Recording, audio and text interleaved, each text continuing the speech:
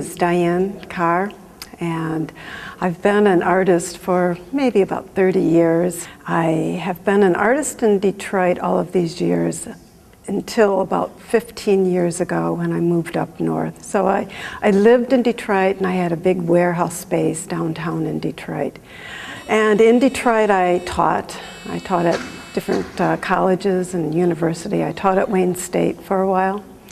And now I'm living up north in the woods and on a lake. It's very much my paradise. And I have a studio that we built right next to the house. I love my life.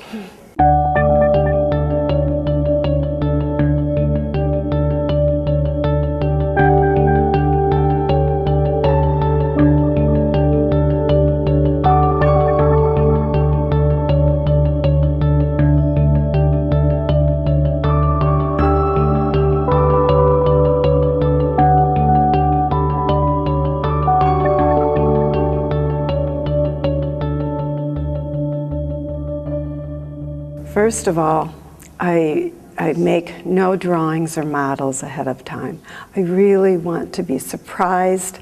I believe that the creative process for me will happen in the working process. It's not going to happen with any grand scheme, big ideas that I have. It's really going to happen in the work itself.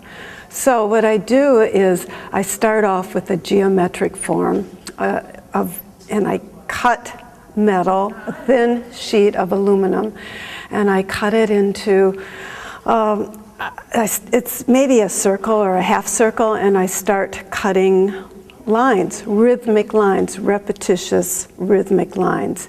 And it's a pattern of lines, and it's just two-dimensional.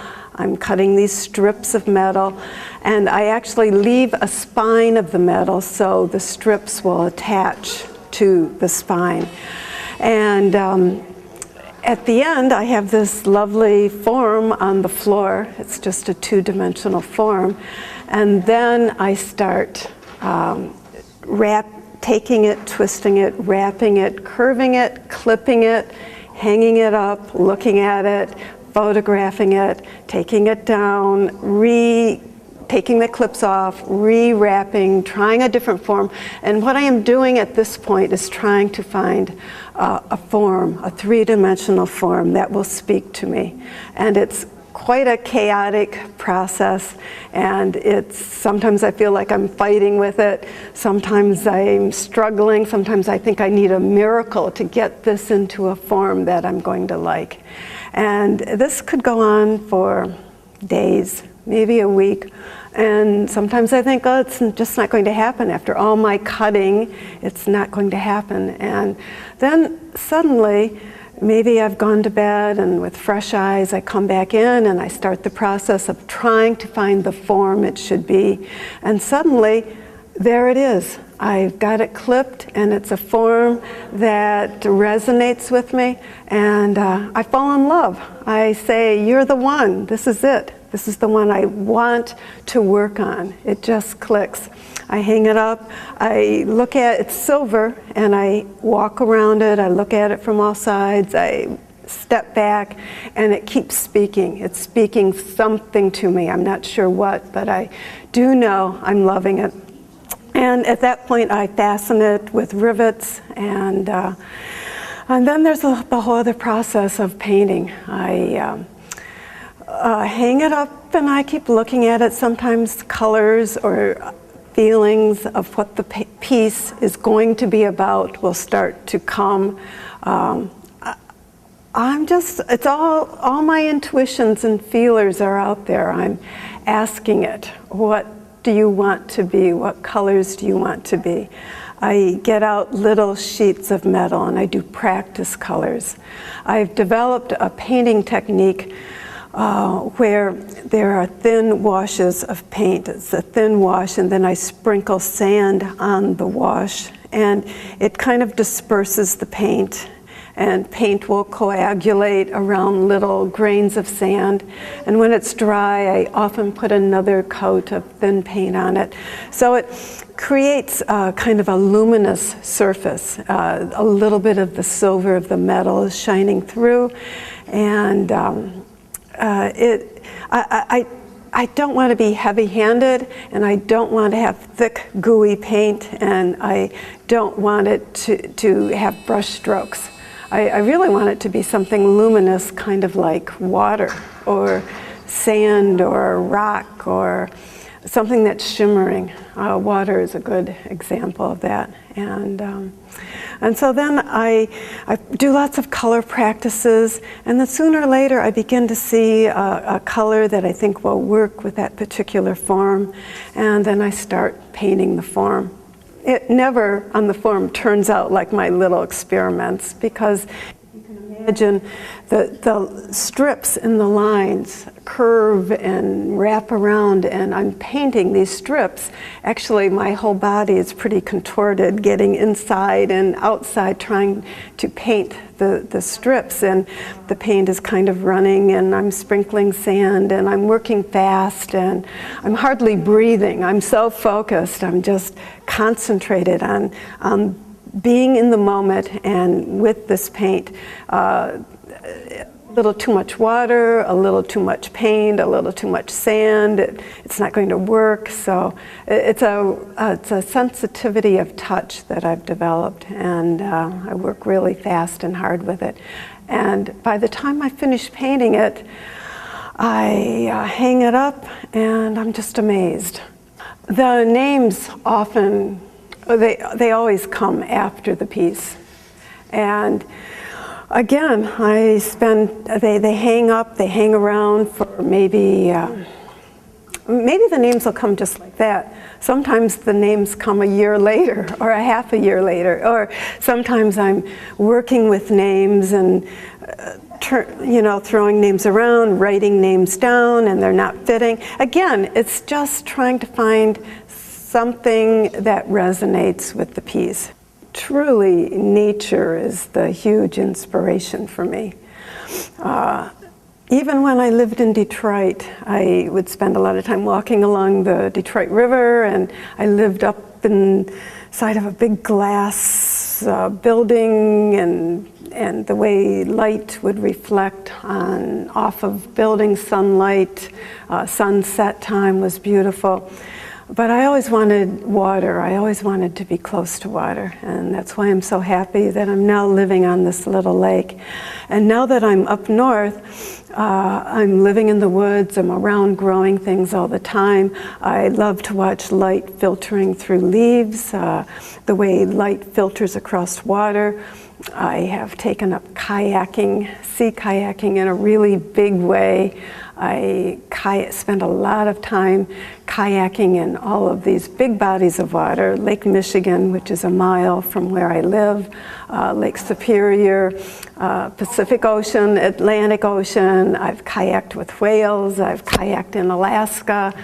I would say water is, and all of the things by water, the waves, the sky, the clouds, the seashore, the way rock and land have been formed by water. I kayaked in the Georgian Bay, and the rock and land formations are just totally incredible. It's blowing me away, because the rock is waving just like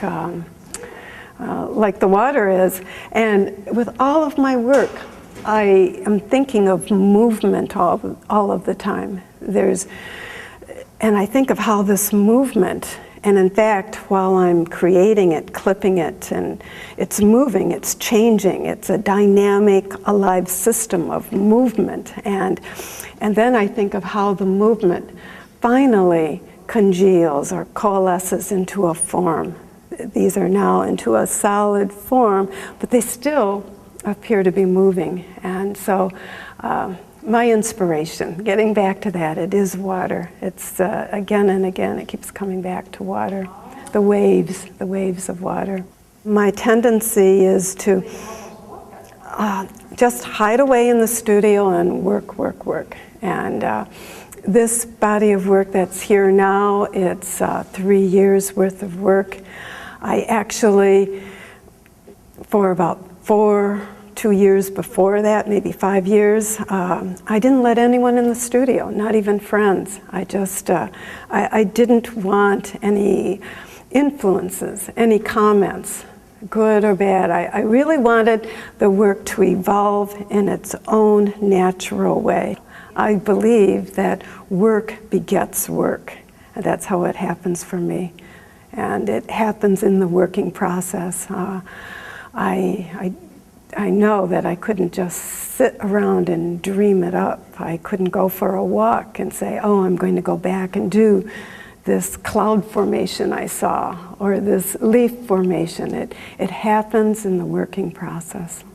I came here for a show beforehand, and I noticed that that little room was there. They call it the alcove. And so, and I knew I was going to have a show here. And so I just kind of kept thinking about that room, and I thought, it would be a shame to just go in there and plunk a piece. It's a small room, and to just go and put a piece on each wall, or maybe 4 or 5 pieces in there, that somehow that space began to captivate my imagination.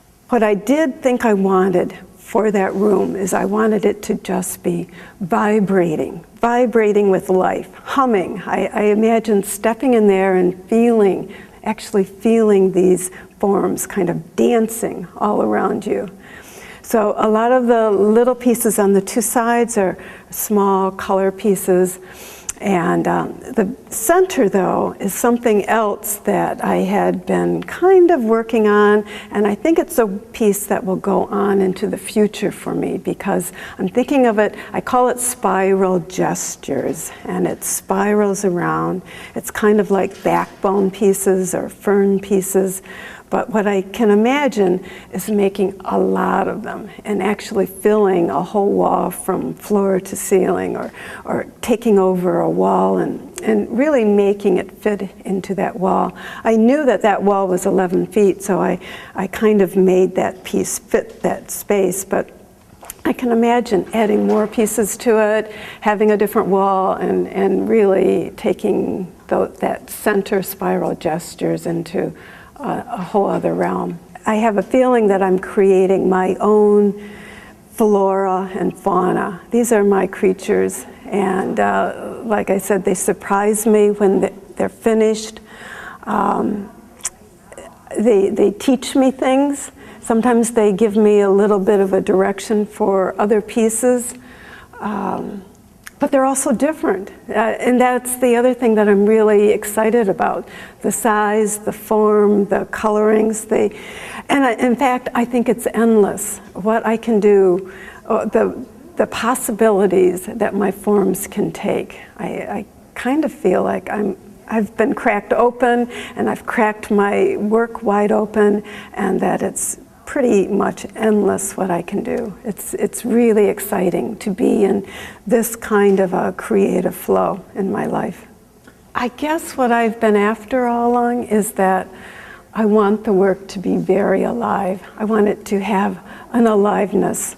So the painting has this luminosity, the forms have a sense of movement, they're like organic structures, which is what life forms are.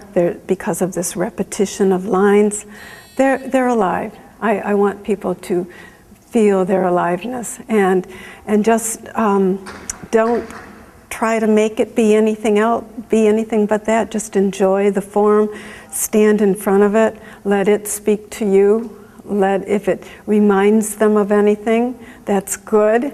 Walk around it, see it from different sides. They're kind of meditative that way, and they're kind of poetic that way. They can be different things to different people.